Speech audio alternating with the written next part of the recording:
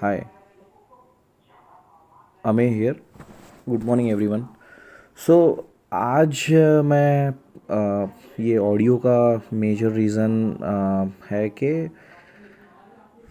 आजकल बहुत investors trend को लेकर इन्वेस्ट कर रहे हैं. That that that is really good, but this strategy will not sustain for long time. Okay, so जैसे just example of these trends are like each and every pharma company is giving a lot of confidence कि मैं ये दवाई बना रहा हूँ. सो Abbott का कुछ था कि मैं टेस्ट किट बना रहा हूँ जो 5 मिनट में डिटेक्ट करेगा. एंड कैडिला इप्का HCQ का थीम था. देन फाइज़र एस्टेक इप्का इनका कुछ टाइप्स एंड कॉन्ट्रैक्ट मैन्युफैक्चरिंग को लेकर इन्होंने काफ़ी न्यूज़ ये की शेयर की थी. Okay, work hard. ये भाई साहब ने तो कभी ज़िंदगी में कुछ किया नहीं है, right. So I was part of Wockhardt and I left Wockhardt at peak. So but I'm still tracking it. Okay, so it's like the story will change or not, I am not sure, because the way uh, it has shown its uh, degrowth. Okay, so I have been tracking it since long. तो जब list हुआ था 2009-10 में, तब से मैं उसको track और पढ़ रहा हूँ randomly. So I bought it and I sold it long long back. Okay, so वहाँ से उसका डिग्रोथ चालू हुआ. सो कंपनी का क्वालिटी भी उतना कुछ खास नहीं था, उनके लैब्स कुछ खास नहीं थे, R&Ds में ज़्यादा स्पेंड नहीं कर रही थी. बट अभी ये सडनली वो न्यूज़ दे रही है कि उन्होंने कुछ, उनके पास कुछ दवाई है जो कोविड के लिए यूज़फुल हो सकती है. तो वो एस्थमेटिक कुछ दवाई है. सो डेक्सामेथासोन करके है और वो चीपली अवेलेबल है मार्केट में. ठीक है. सो यार ये ऐसी स्टोरीज़ हमारे कंपनी को या फिर हमारे फार्मास्यूटिकल कंपनी को कितना रेवेन्यू ग्रोथ दे सकती है, हमको ये भी सोचना पड़ेगा. आज HCQ है, कल वो डेक्सा मेथोसोन रहेगा. फिर अभी ये रिसेंटली इसका भी न्यूज़ है, ग्लेनमार्क का. सो उन्होंने भी कुछ दवाई लॉन्च की है. सो फाबी फ्लू करके है, तो उन्होंने शायद दवाई का नाम चेंज किया है और कुछ केमिकल स्ट्रक्चर चेंज किया है, molecule structure. So they are claiming कि भाई इससे भी रिकवर होगा. बट ये ऐसी स्टोरीज़ कब तक चलने वाली है? ठीक है. So there might be some different challenges this companies are facing since long. Okay, so मैं ये नहीं बोल रहा कि सारी कंपनीज गलत है या whatever, but there are good companies as well. But I would say कि ये ऐसा ट्रेंड बेस्ड बाइंग जो लोग कर रहे हैं वो ज़्यादा लॉन्ग टर्म तक सस्टेन नहीं करेगा और आप इससे ज़्यादा पैसा नहीं कमा पाओगे. I have just seen few of my friends के ऐसे ट्रेंड में लेते हैं, निकल जाते हैं, देन दूसरा थीम मिलता है, देन ये उसमें आपको 100% गारंटी नहीं है कि आपके स्टॉक्स का बिहेवियर क्या हो सकता है. So I have seen few of my friends who bought and sold many stocks in this like 1 or 2 months. But problem यही हो जाता है कि भाई आप कितना कमाए हो, यानी जो आपने एनर्जी वेस्ट की है, आपकी जो आपने इन्वेस्टमेंट किया था इनिशियल, और ये जो आपने स्टॉक स्विचेस की है. सो एवरेज मैं देखता हूँ तो भाई आप अगर होल्ड भी करते, ज़्यादा स्टॉक नहीं, मैं 10 15 20 स्टॉक के बारे में बातें नहीं कर रहा, सिर्फ खाली 2 या 3 या 4 गुड स्टडीड कंपनीज या बिजनेसेस या स्टॉक्स जो आप होल्ड कर पाओगे for next 2 to 3 years, 5 years, 10 years, I don't know. ठीक है. सो Instead of switching, this is time to just buy the good companies, sip it. Like मैं ये नहीं बोलना चाहता कि आप 10-15 ले लो या मे बी 5+ ले लो। मैं बोल रहा हूँ कि आप जस्ट खाली 4-5 कंपनी की तरफ फोकस करो। एक फार्मा रहने दो, एक केमिकल रहने दो, या फिर एग्रो रहने दो, एक एफएमसीजी का रहने दो स्टॉक, एक एक दो फाइनेंस के रहने दो, दैट्स इट। बस ये कुछ कंपनीज, सिलेक्टिव कंपनीज जो आपको बहुत स्ट्रांग लगती है, जस्ट बाय करो और जस्ट होल्ड करो। ये ट्रेंड बेस एनालिसिस अपने को काम में नहीं आने वाला है। आज ये एक एक बंदा दवाई बना रहा है, कल उसका दूसरा कॉम्पिटिटर उससे भारी दवाई लेके आएगा। ठीक है।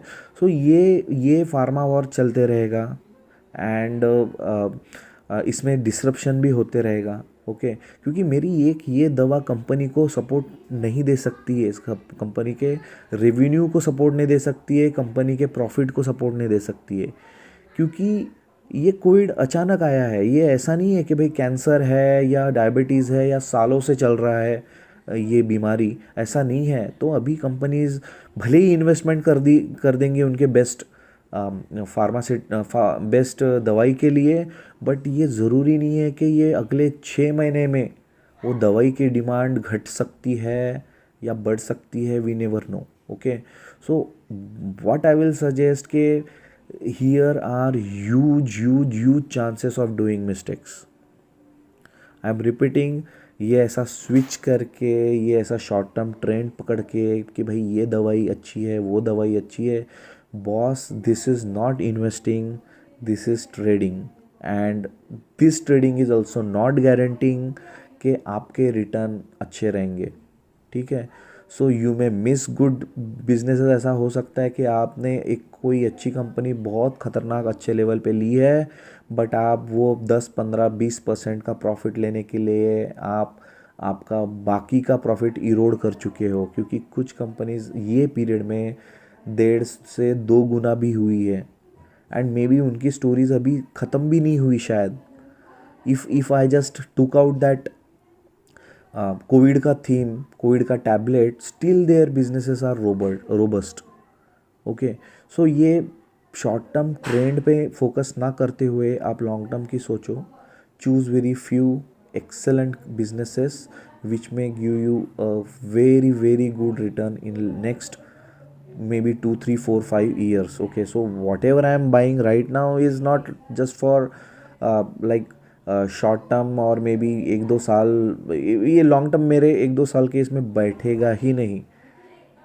ठीक है, 1-2 साल का लॉन्ग टर्म इन्वेस्टमेंट नहीं होता है। इन्वेस्टमेंट होता है 3, 4, 5, 10 साल, आई डोंट नो। जब तक वो कंपनी ग्रो कर रहा है तब तक मैं वो स्टॉक को होल्ड करना चाहूँगा। और ये मैंने कल भी शायद डिस्कस किया था कुछ लोगों से कि मैं ऐसी कंपनी लेना चाहूँगा जो मैं आज भी खरीदूँ, मैं 1 महीने बाद भी वो कंपनी का स्टॉक खरीदूँ, मैं 1 साल में भी 1 साल के बाद भी खरीदूँ, और मैं 5 साल के बाद भी वो स्टॉक खरीदना चाहूँ। अगर वो अच्छा ग्रोथ कर रहा है तो मैं उसको आज ही नहीं, मैं उसको मल्टी ईयर तक के बाय करते रहूँगा, सिप करते रहूँगा। सो हमें ऐसे कंपनियों के बारे में सोचना चाहिए। ठीक है। So that's what I am trying to say. I have seen lots of noise, people are in many groups, and ये ऐसे नया दवाइयों के मस्त मक्खन लगा के मैसेजेस आते हैं, and we just flow with such themes. Okay, so this will not help us in long run.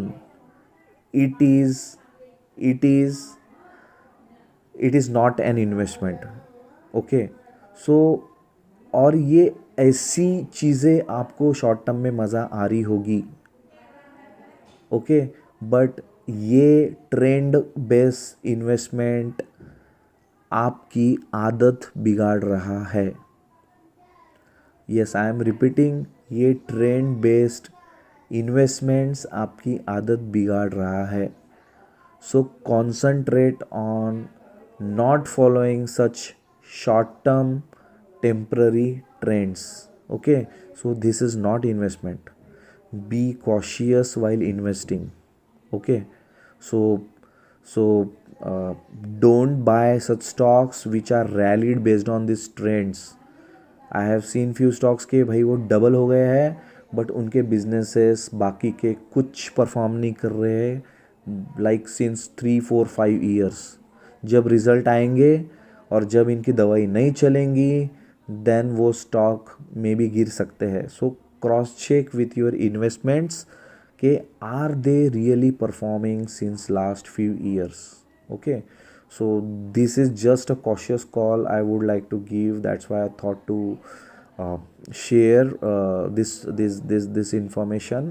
And ठीक है, अगर कोई भी आइडिया आता है ऐसा तो आई वुड सजेस्ट कि भाई उसको शॉर्ट टर्म में ना लेते हुए पहले तो ये देखिए कि वो सही में ये ग्रोथ सस्टेन कर पाने वाला है क्या, जिस पेस से उसका स्टॉक प्राइस बढ़ा है। नहीं तो बॉस सारा अपने पोजीशन पे रिटेन करने वाला है stock once some competitor is up and once उनकी दवाइयाँ बेचना कम हो जाए। ठीक है, अगेन कुछ कंपनीज अभी ऐसे भी बोल रही है कि हम हमारी दवाइयों की कैपेसिटी बढ़ाने वाले हैं। ठीक है भाई, मैं बोलता हूँ ये कैपेसिटी बढ़ाने के टाइम पे आप इन्वेस्टमेंट तो कर डालोगे, यानी एज अ फार्मास्यूटिकल कंपनी मैं 400 500 करोड़ इन्वेस्टमेंट तो कर डालूंगा ये दवाई के लिए, या फिर मैं भी उतना नहीं, मैं भी 10 15 20 100 करोड़ के आसपास में अगर इन्वेस्टमेंट कर भी देता हूँ मेरे मशीनरीज़ के लिए, मेरे कैपिटल मेरा रॉ मटेरियल के लिए।